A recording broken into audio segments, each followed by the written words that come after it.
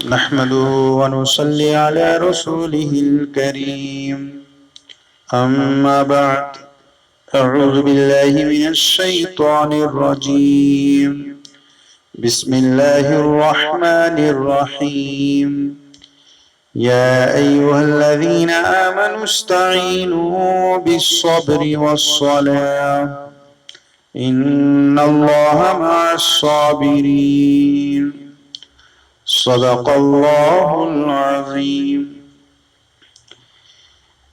میرے محترم دوستو، بزرگوں اور میری ماں و بہنوں، اللہ نے ہمیں پیدا فرمایا، پیدا فرما کر پیدا ہونے سے لے کر موت تک کا جینے کا طریقہ بھی بتایا۔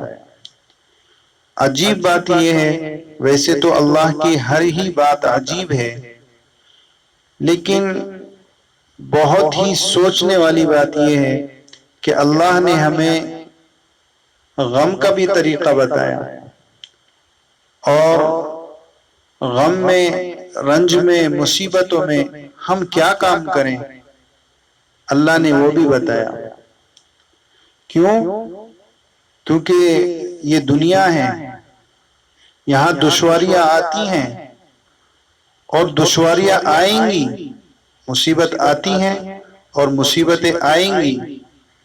میرے بھائیوں بہنوں، مصیبتیں تو پیدا اسی لیے کی گئی ہیں کہ وہ آئیں، لوگوں کو پکڑیں، انہیں آنے سے کوئی نہیں روک سکتا، اس لیے کہ مرضی مولا یہی ہے۔ اللہ تعالیٰ نے مصیبتیں اس لیے نہیں بنائی کہ وہ کسی جیل خانے کے اندر بند رہیں، وہ تو اس لیے ہی بنائی گئی ہیں کہ بندوں کے درمیان آئیں، جسے چاہے پکڑیں۔ شیطان اور ابلیس کا اپنا کام ہے، وہ اپنے کام میں لگا ہوا ہے۔ مصیبتیں اور آفتیں بھی اپنی روش پر چل رہی ہیں، ان سے گھبرانے کی ضرورت نہیں ہے۔ ہمارے ارادے اور عزائم کمزور نہیں ہونے چاہیے۔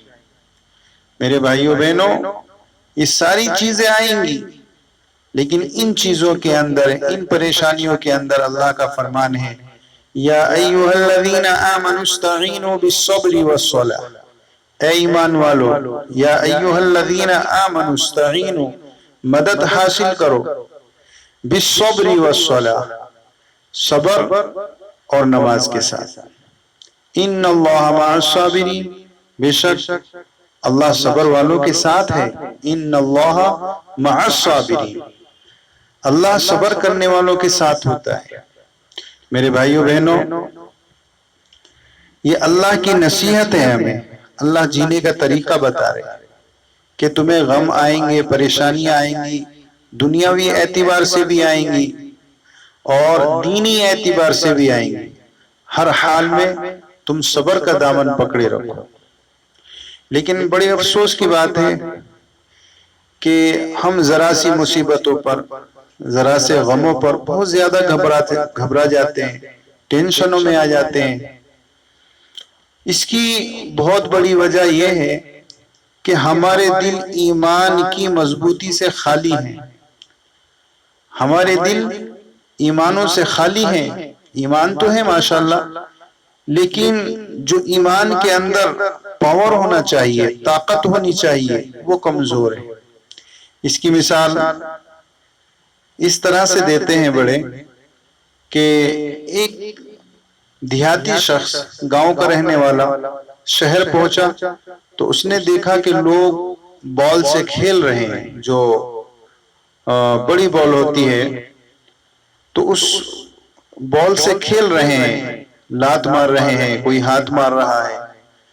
تو اس شخص نے پوچھا ایک بزرگ سے کہ اس نے کیا غلطی کی ہے کہ اس کو لوگ اپنی لاتوں سے مار رہے ہیں، کوئی ادھر سے مارتا ہے، کوئی ادھر سے مارتا ہے، بیچارے کو یہ نہیں پتا تھا کہ یہ کھیل ہے۔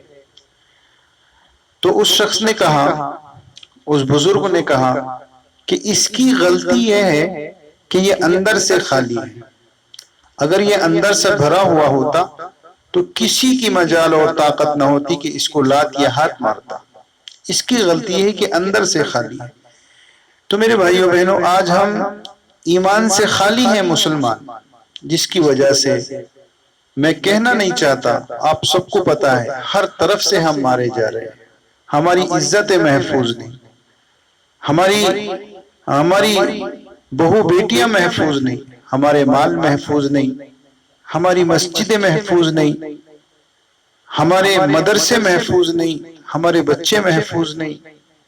ہاں، ہماری ساری چیزیں ان کے داؤں پر لگی ہوئی ہیں، نشانے پر لگی ہوئی ہیں.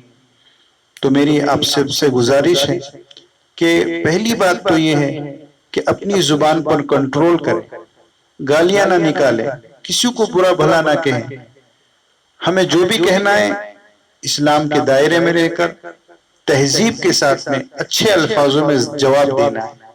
تو اپنی زبان کا صحیح استعمال کریں اور اپنے ایمان کو مضبوط بنائیں. جھوٹ نہ بولیں، کسی کو دھوکہ نہ دیں، جو وعدہ کریں اس کو پورا کریں. یہ میرے نبی صلی اللہ علیہ وسلم کی اہم سنتوں میں سے ہے. اور اپنے اخلاق اچھے بنائیں، اپنے اخلاق کو سدھاریں اور اپنے ایمان کو مضبوط کریں. اور جیسے میں نے پہلے کہا تھا کہ اللہ کا حکم ہے کوئی بھی غم، کوئی بھی پریشانی ہو تو نماز اور صبر سے مدد حاصل کرے. یعنی نماز پڑھیں، اللہ سے دعا کریں اور صبر کر کر اللہ سے مدد مانگیں. اللہ ہم سب کو عمل کی توفیق عطا فرمائے. السلام علیکم ورحمۃ اللہ وبرکاتہ.